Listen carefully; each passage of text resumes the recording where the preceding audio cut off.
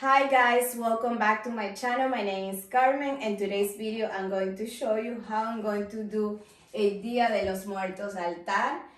This is a beautiful Mexican tradition that I want to incorporate to my family too. Many of you have watched the movie Coco, and that's how I found out how in the Mexican culture they celebrate Dia de los Muertos, making an altar, and they put their favorite food, drinks, water. It's a beautiful tradition, and I'm going to show you how I'm going to do my Dia de los Muertos altar, or the Day of the Dead in English. But let me show you what I'm going to do, okay?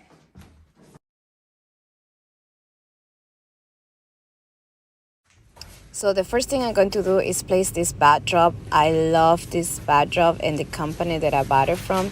The quality is super good. So I'm going to share the link for the backdrop under the description box if you guys want to check it out later. It's a beautiful backdrop. The quality is amazing, and also it's going to look amazing for my altar. So I love it. And they have different type of backdrops, and I'm going to use one for this video, and also I'm going to make a video later for Thanksgiving. They have any type of backdrop that you can imagine. This company is super good.